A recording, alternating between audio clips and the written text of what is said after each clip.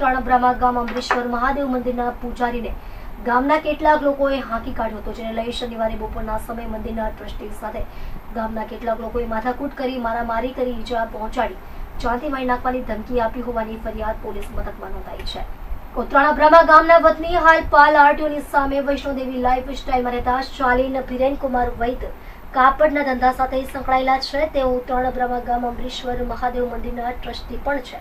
તારીખ 22 મેના રોજ બપોરના સમયે વૈદ પરિવાર મંદિરે ગયા હતા. ત્યાં મંદિરના પૂજારીને કાઢીને અન્ય વ્યક્તિને પૂજારી તરીકે રાખ્યો હતો, જેથી મંદિરના ટ્રસ્ટી શાલીનભાઈને ગામ લોકોએ જાણ કરી ન હતી. જે બાબતે શાલીનભાઈ પૂછતા ગામના બિપિન પટેલ, મેહુલ પટેલ, સંકેત પટેલ, ભરત પટેલ, રોહિત પટેલ તથા તેની સાથે આવેલા બીજા 7 અજાણ્યા ઉશ્કેરાઈ ગયા હતા. ત્યારબાદ શાલીનભાઈ સાથે માથાકૂટ કરી પરિવારના સભ્યને ગાળો આપી હાથ પગ ભાંગી નાખીને જાનથી મારી નાખવાની ધમકી આપી હતી. ત્યારબાદ શાલીનભાઈને 2-3 તમાચા મારી મૂઠ માર મારી ઈજા કરી તથા મંદિરમાં પગ મૂક્યો છે તો જાનથી મારી નાખવાની ધમકી આપી હતી.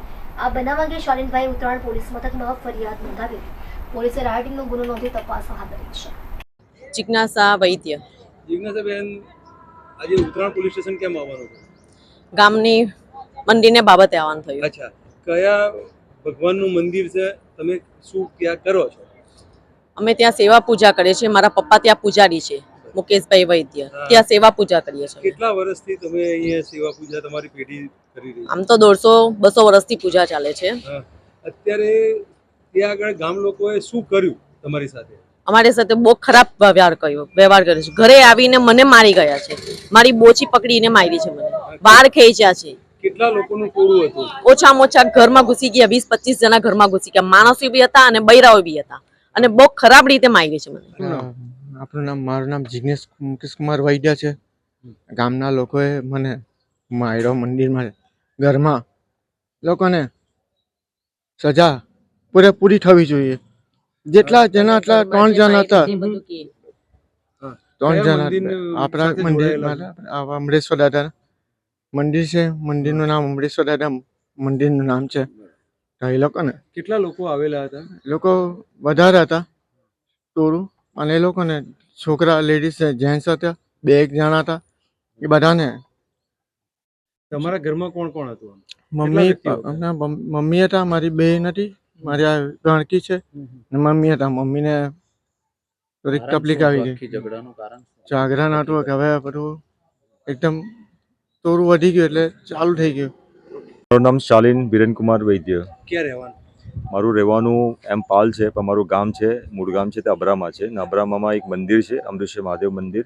એ મંદિરના મારા ફાધર અને અમે લોકો એક વંશ પરંપરાગત રીતે અમે ટ્રસ્ટી છે. આજે ઉત્તરાયણ પોલીસ સ્ટેશન કેમ આવવાનું?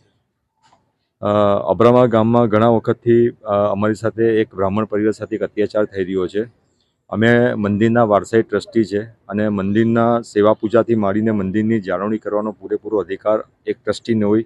એ ખાલી મારા મંદિર માટે નહીં, જેટલા પણ સુરત શહેરના કે જેટલા પણ ભારત દેશના જેટલા બી મંદિરો છે બધામાં અધિકાર ટ્રસ્ટીનો જ હોય. આ મંદિરનું એક ટ્રસ્ટ છે અને 1957માં નોંધાયેલું ટ્રસ્ટ છે અને એના ટ્રસ્ટી અમે ઓન પેપર બાકાયદાથી આજે જ્યારે દેશ આઝાદ થયો એ પછીનું જે ટ્રસ્ટ નોંધાયું ત્યારથી અમે ટ્રસ્ટી છે.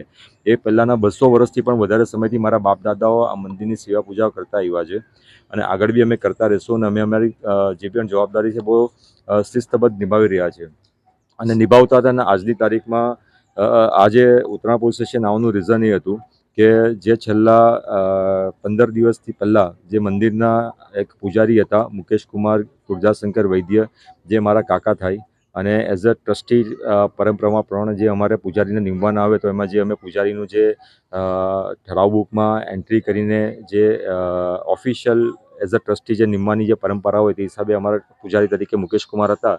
29 તારીખે એમને મંદિરમાંથી કાઢી મૂકવામાં આવ્યા કે તમારે અહીંયા કરવાનું થતું નથી અને તમે અહીંયાથી નીકળી જાઓ. એ પછી અમે ઉત્તરાયણ પોલીસ સ્ટેશનમાં ફરિયાદ આપી અને એમણે બધા વિડીયો ફૂટેજ અને ચેક કર્યા અને ઉત્તરાયણ પોલીસે બી અમને સહકાર આપ્યો અને એમની ઉપર NC ગુનો દાખલ કર્યો હતો. અને ગઈકાલે રાત્રે પણ હું અહીંયા એક જાણવા જો અરજી આપી ગયો હતો કે અમે લોકો અમારું પરિવાર પાછો અમે ત્યાં જઈએ છીએ. મારા ઘરમાં એક થોડા મેરેજ હતા અને મારા ફાધરની તબિયત થોડી ખરાબ હતી એટલે 10-12 દિવસ અમારાથી બહાર નીકળાયું નહીં હતું. એટલે આજે અમારું પરિવાર, મારા બંને કાકાઓ, એના છોકરાઓ અને મારી વાઈફ, મારી બહેન અને બધા લોકો અમે લોકો ભેગા થઈને આજે સવારે 10 વાગે મંદિરે ગયા હતા, 10-10:30ની આજુબાજુ.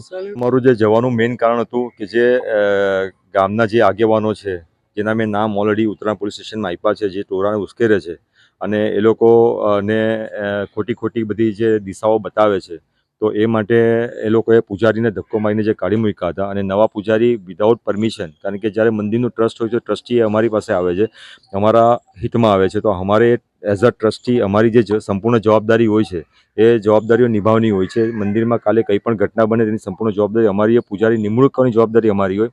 તો એ પૂજારીને એમને જે રિપ્લેસ કર્યા, તો એના માટે અમે લોકો આજે સવારે સાથે પરિવાર ભેગા થઈને ગયા હતા, અને જે પૂજારી રનિંગ હતા મુકેશ કુમાર વૈદ્ય, તેને અમે પાછા નિયુક્ત માટે એમને આજીજી કરી, વિનંતી કરી. તો એ લોકોએ 50-100-200 જણનું ટોળું આવીને અમારા ઉપર ગાળાગાળી, મારામારી અને ધક્કામુક્કી કરી અને જાનથી મારી નાખવાની ધમકીઓ આપી, અલગ અલગ પ્રકારની, કે તું મંદિરની બહાર આવ, તારા તાંટિયા તોડી નાખશું, તું આ છે, તું તે છે, તું ગમે તેવો માણસ હોય, અમે તમને નહીં છોડશું. મારી બેન, મારી જે કાકાની છોકરી છે જિજ્ઞાસા વૈદ્ય, તો એની સાથે એને ઘણી બધી થાપડો મારવામાં આવી અને એના વાળ ખેંચીને એના ચશ્મા તોડી નાખ્યા. સાલેનભાઈ, તમારા ઘરમાં ઘૂસી ગયેલા હતા લોકો? અમારા ઘરમાં નહીં, અમે લોકો મંદિરમાં જ હતા બધા, કારણ કે મંદિરની બાજુમાં મારું ઘર છે અને જે પૂજારીનું ઘર છે મંદિરના પ્રાંગણમાં છે. અને એ લોકોની લડાઈ એવી હતી કે તમે અહીંયાથી તમારો કોઈ અધિકાર બનતો નથી, તમે નીકળી જાઓ. મેં એમને ઘણી વિનંતી કરી કે તમે ચેરિટી કમિશનર પાસે જાઓ. આજની તારીખમાં ટ્રસ્ટી હું છું, તો આજની સંપૂર્ણ જવાબદારી મારી છે. ચેરિટી કમિશનર મને ના પાડે કે મારી બીજો નિમણૂક કરી નાખશે, તો હું અહીંયા દર્શન કરવા આવીશ, અહીંયા મારો અધિકાર નહીં બનશે. અત્યારે સંપૂર્ણ જવાબદારી મારી છે. મારી આ મંદિર મારી માલિકી નથી તમારી માલિકી, પણ મંદિરનું એક વહીવટકર્તા તરીકે, એક ટ્રસ્ટી તરીકે સંપૂર્ણ જવાબદારી મારી બને મંદિરને સંભાળવાની. અને એટલા માટે અમારે એના પર જે મારામારી, અને મારા ભાઈને પણ એને એ લોકોને માર્યો અને એના શર્ટ ફાડી નાખ્યા.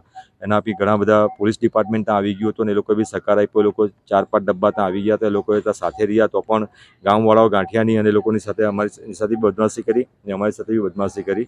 એટલે અમારે ઉત્તરાયણ પોલીસ સ્ટેશન આવીને ફરિયાદ દાખલ કરી.